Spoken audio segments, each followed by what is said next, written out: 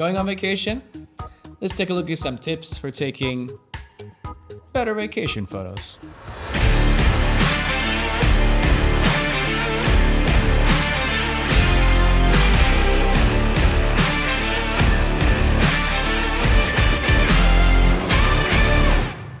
Howdy everyone, today we're going to be talking about vacation photos and what to bring with you on your vacation so that you don't have to go through hundreds or thousands of photographs when you get home.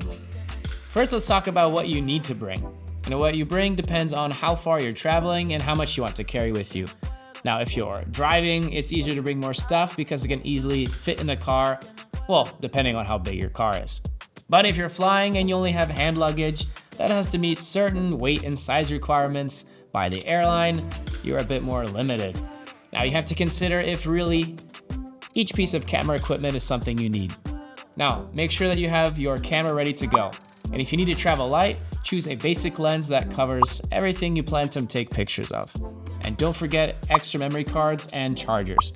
Memory cards are small and lightweight, so don't be afraid at all to bring a couple extra ones if you have them.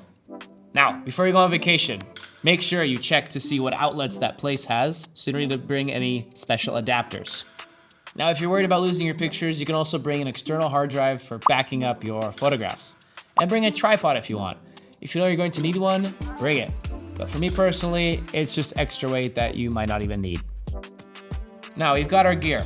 And don't forget to bring a good mood. But all jokes aside, let's take a look at what vacation shots we can use and what to look for. Now, here's an important question for you. What do you want to take away from your vacation? Do you want family photos for making a photo book or other memento?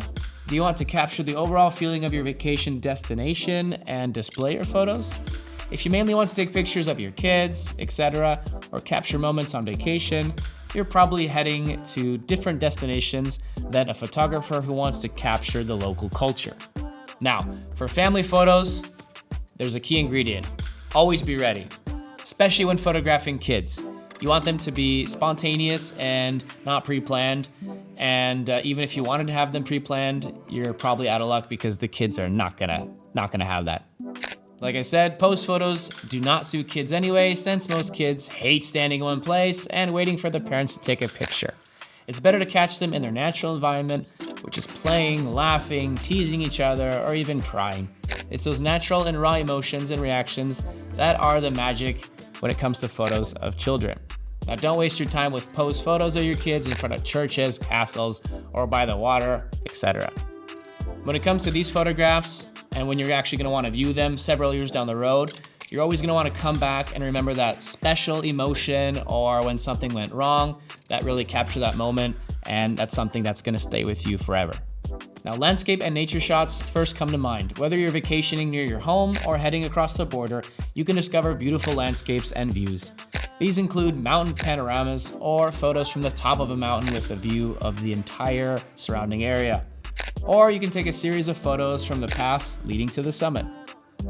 Observe your surroundings and capture details of the local flora and fauna that you probably wouldn't see at home. Now, don't just take pictures to take pictures. When you're looking through that viewfinder, you should know what you're aiming for and what your goal is. And if you're happy with the shot, you can share it later or edit it with Zoner Photo Studio X. Now, this rule also applies to photos of bodies of water, whether it's the sea or lakes or the ocean. And a great photo can be a boat sailing right by or a classic vacation shot like a sunrise or a sunset on the horizon. But what's not so interesting are washed out photos of the water in the middle of the day. A picture someone took because, hey, it's by the sea, and not because there was something particularly interesting about it. Bodies of water should be photographed if your child is there playing by the water or if the water is lying by, say, an interesting cliff or other geographical sort of feature. There's also lots of sea life near the reefs, so take a walk along the shore and look carefully to see if you can spot any. Use calmer bodies of water to capture reflections on the surface. Don't forget about composition. Use the rule of thirds for placing the horizon.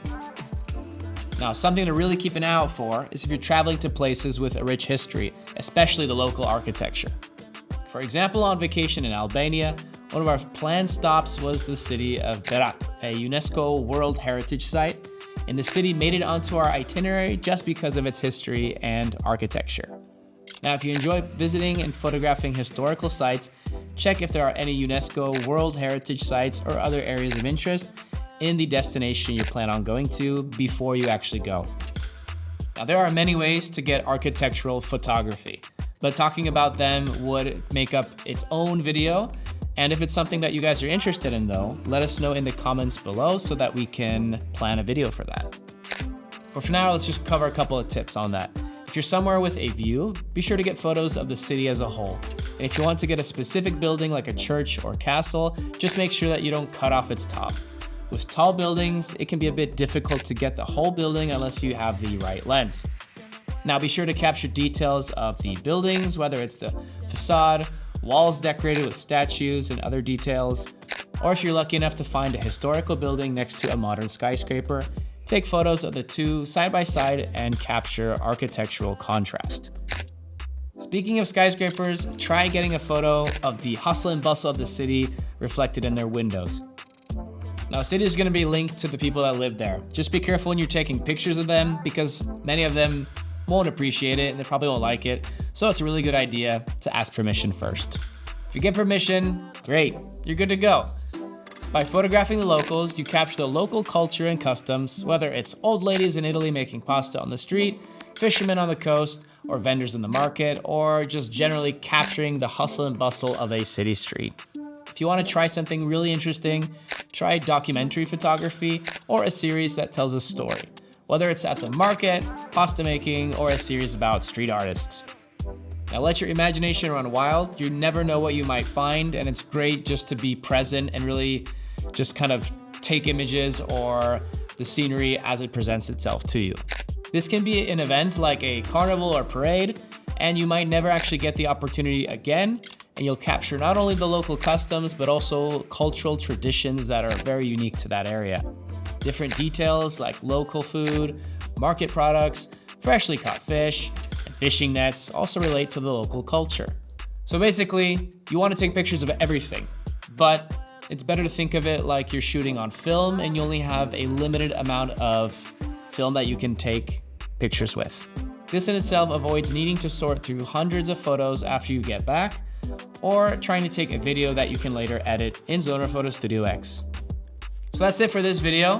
I hope it inspired you or gave you maybe some fresh ideas of what to look out for, what to think of when you're going on vacation, and how to really be present and capture something truly unique. I'll see you guys in the next video. Take care and enjoy that vacation.